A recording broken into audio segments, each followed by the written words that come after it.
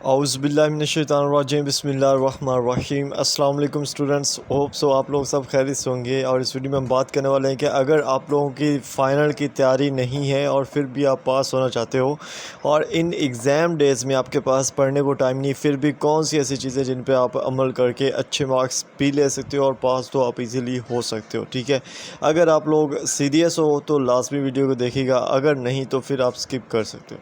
बहुत सारी ऐसी चीज़ें होती हैं जो मैटर करती हैं फाइनल एग्ज़ाम में। अगर आप उनको लेके नहीं चलते आप कभी भी अच्छे मार्क्स नहीं ले सकते, कभी भी अच्छे मार्क्स नहीं ले सकते अगर आप उन चीज़ों को फॉलो नहीं करते। तो उससे पहले मैं आपको बता दूं, हमारे चैनल पर 8000 सब्सक्राइबर कंप्लीट हुए हैं और ये आप लोगों की मोहब्बत है, ये आप लोगों की सपोर्ट है जो आप लोगों ने मुझे दी है और इसके लिए मैं आपका दिल से शुक्रिया अदा करता हूँ। बहुत ज़्यादा शुक्रिया आप लोगों का। तो नेक्स्ट भी होप सो आप इसी तरह मेरी सपोर्ट करते रहेंगे और मुझे भी इंस्पायर करते रहेंगे ताकि मैं और भी अच्छी अच्छी वीडियोस आप लोगों के लिए लेकर आता रहूं। तो चलें स्टार्ट करते हैं। अगर अभी तक आप लोगों ने चैनल को सब्सक्राइब नहीं किया तो लाजमी कीजिएगा। चलें स्टार्ट करते हैं। हमारे पास जो सबसे इम्पोर्टेंट चीज़ें वही मैं आपके साथ शेयर कर रहा हूँ और ये निचोड़ है उन चीज़ों का जो आपको बहुत ही हेल्पफुल साबित होंगी आपके इस फाइनल एग्ज़ाम में। फ़र्स्ट जो हमारे पास चीज़ होती है वो है करंट पेपर्स। मैं पहले भी वीडियो बनाई थी फाइनल स्टार्ट होने से पहले कि अगर आप का कोई भी सेमेस्टर है आपने करंट पेपर्स लाजमी रीड आउट करने हैं। करंट पेपर्स कहाँ से मिलते हैं? आपको ग्रुप्स में मिल जाते हैं, यूट्यूब पे सर्च कर लिए या आप गूगल पर सर्च कर लीजिएगा अपना कोड जो भी आपका सब्जेक्ट है, आपको करंट पेपर्स मिल जाएंगे। और जो हमारे व्हाट्सएप ग्रुप्स हैं उनका लिंक भी डिस्क्रिप्शन में दे दूंगा, आप चेकआउट कर लीजिएगा। करंट पेपर्स में आपको क्या होता है कि आपको पता चल जाता है कि जो MCQs हैं जनाब वो कहाँ से आ रहे हैं, जो सब्जेक्टिव है वो कहाँ से आ रहा है। इसी तरह जो सारी चीज़ें होती है वो पता चलती है। उसके बाद जो मेन चीज़ वहाँ पे पता चलती है हमें, वो पता चलती है कि ऐसे कौन से हैंडआउट्स के अंदर ऐसे कौन से टॉपिक्स हैं जिनसे सबसे ज़्यादा पेपर्स आ रहा है। ऐसे हम अगर CS की बात करें तो अभी उसका जो पेपर आ रहा है वो सबसे ज़्यादा MS वर्ड और एक्सेल इनके जो टॉपिक्स हैं इनसे आ रहा है। ठीक है, इसी तरह अगर हम इस्लामियत की बात करें तो उसमें जो सबसे ज़्यादा जो पेपर आ रहा है वो जो आप पेपर्स पढ़ते हो ना आपको पता चल जाता है किस पार्ट से ज़्यादा क्वेश्चंस आ रहे हैं। ठीक है, वहाँ पे जो इस्लामियत की अगर बात करें तो उसमें जो सबसे ज़्यादा पेपर आ रहा है वो जो खिलाफत वाले 4 लेक्चर्स हैं उनमें से आ रहा है, जैसा कि मैंने ऑलरेडी बता दिया था कि उससे पेपर आएगा। ठीक है, तो ये करंट पेपर्स होते हैं। पहली चीज़ है आपने करंट पेपर्स को मिस नहीं करना, इग्नोर नहीं करना।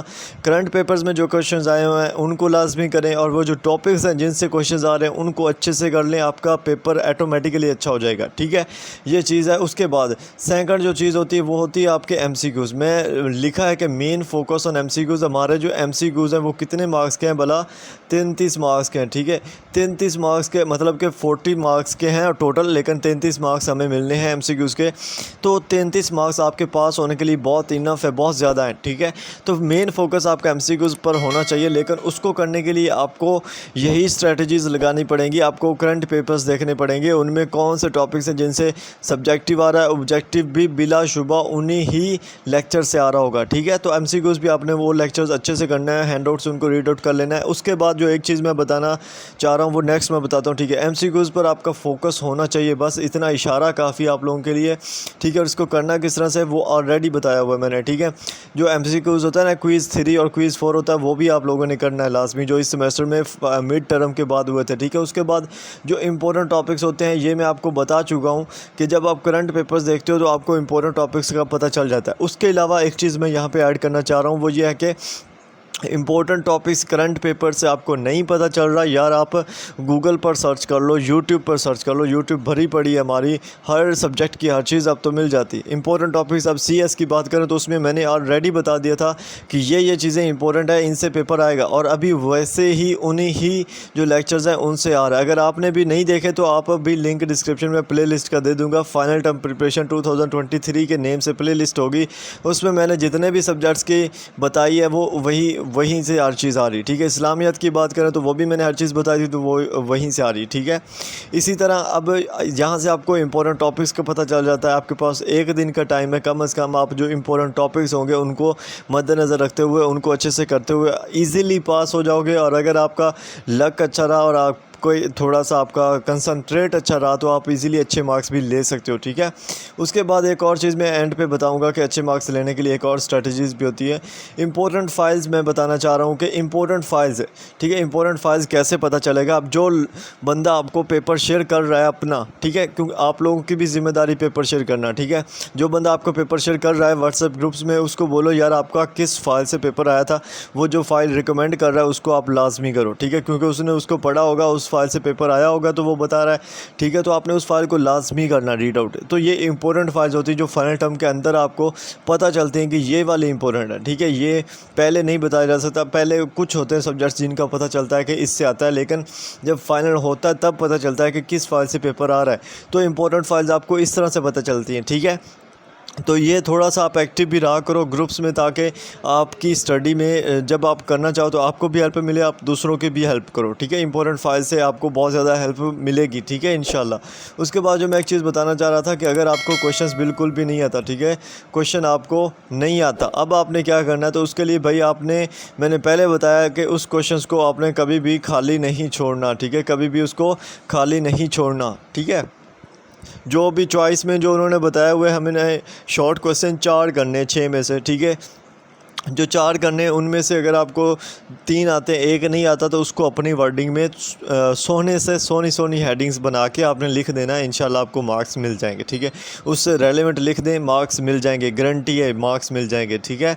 लिखना ज़रूर है, हेडिंग्स बना के सोनी उसको हेडिंग्स बना के लिख दो, ठीक है।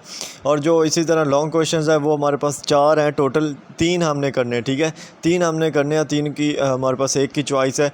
तो अगर आपको एक नहीं आ रहा है, 2 नहीं आ रहे, जितने नहीं आ रहे, मतलब चॉइस के मुताबिक आपने उनको हल ज़रूर करना है, हेडिंग्स बनानी है, प्रॉपर कोई डेफिनेशन आती है वो लिख दें। एमसीक्यूज़ में जो क्विज़ वहाँ पे होते हैं ना, एमसीक्यूज़ आए होते हैं, उनमें जाके देखें कि उस टॉपिक से रिलेटेड कोई एमसीक्यूज़ तो नहीं आया हुआ, अगर आया हुआ है तो उसको सेम वहीं से कॉपी कर लें, कॉपी करके उधर आके पेस्ट कर दे। ये कंट्रोल वी और सी वाला फार्मूला वहाँ पे भी लगता है, तो इसको भी लगाना है, ठीक है।